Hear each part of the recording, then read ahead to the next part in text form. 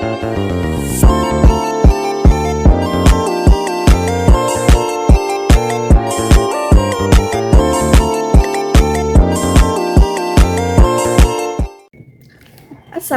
warahmatullahi wabarakatuh. Perkenalkan, nama saya Aida Zafirah, NIM 20522-086.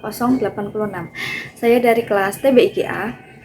Di sini saya akan membahas resensi buku yang berjudul Metodologi Studi Islam menurut Bapak Dr. Andes Atang Abdul Hakim, MA, dan Dr. Jaihar Mubarak. So, let's go. Yang pertama, judul bukunya itu Metodologi Studi Islam menurut Bapak Atang Abdul Hakim, MA, dan Dr. Jaihar Mubarak. Kemudian identitas buku, pengarang Atang Abdul Hakim dan Jaihar Mubarak. Kemudian edisi cetakan ke-17, penerbit Bandung, Remaja Rusda Karya 2017. ISBN 97951490775. Kemudian riwayat penulis dari Dr. Atang Abdul Hakim, MA. Beliau adalah seorang penulis Indonesia yang dikenal atas kontribusinya dalam bidang sastra dan kegiatan budaya. Beliau telah menulis beberapa karya sastra dan esai serta terlibat dalam berbagai kegiatan budaya dan literasi. Nah, rangkaian isi buku. Dalam buku ini itu ada 16 bab dan dibagi dalam 3 bagian.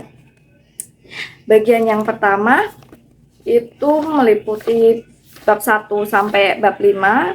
Kemudian bagian yang kedua itu mulai bab 6 sampai bab 13. Kemudian bagian ketiga bab 14 sampai bab 16. Di sini saya akan membahas bagian 1 saja ya, dari bab 1 sampai bab 5. Pada bab pertama membahas mencakup 3 hal. Yang pertama itu Islam dan agama-agama lainnya. Kedua, urgensi studi Islam dalam konteks pemahaman dan penghayatan keagamaan Islam di Indonesia. Dan yang ketiga itu asal-usul dan pertumbuhan studi Islam di dunia Islam. Nah, bagian yang pertama dan kedua itu lebih bersifat filosofis.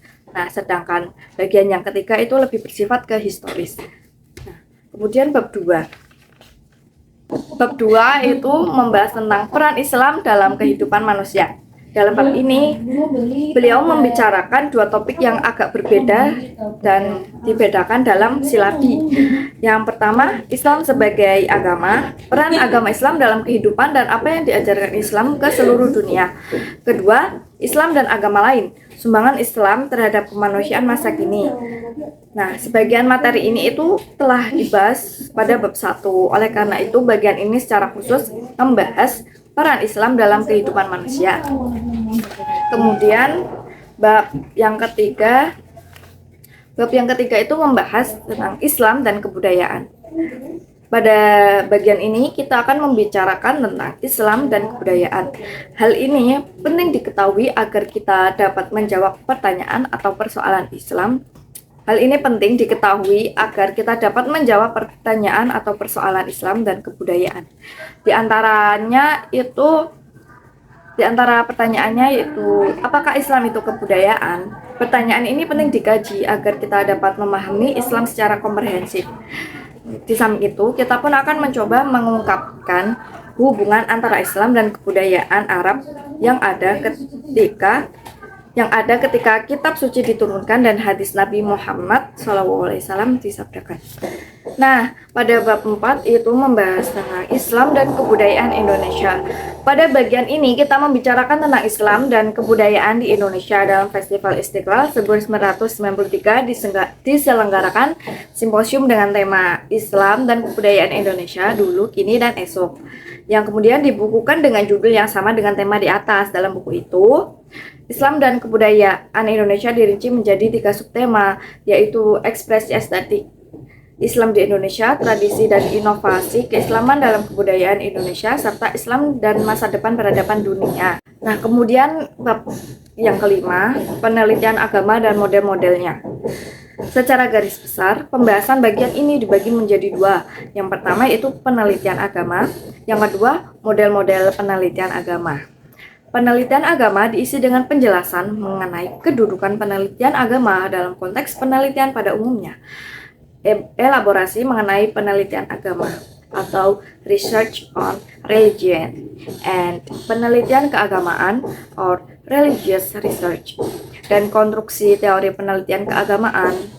Adapun bagian akhir berisi tentang model-model penelitian keagamaan. Nah, kemudian kita akan membahas tentang kekurangan dan kelebihan dalam buku itu. Oke. Kelebihannya yaitu kedalaman materi.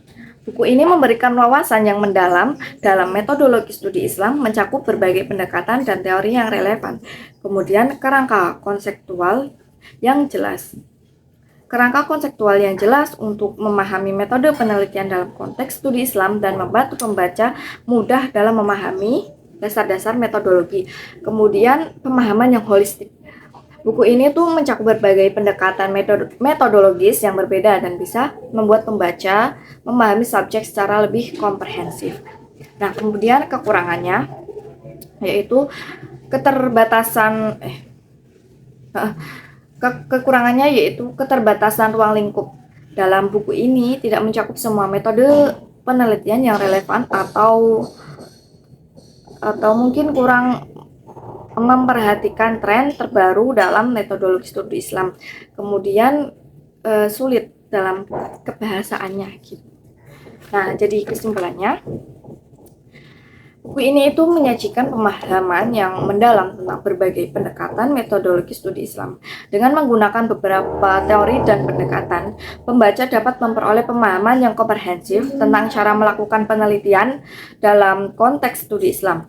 Meskipun buku ini memiliki kelebihan dalam memberikan kerangka konseptual yang jelas dan kedalaman materi, sebaliknya ada juga kekurangan dalam cakupan konseptual dan kesulitan bahasa yang mungkin dihadapi oleh beberapa pembaca.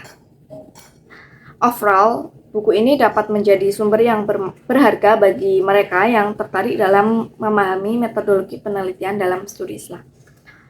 Okay, I think that's all from me. Mohon maaf apabila ada salah kata atau salah dalam berbicara.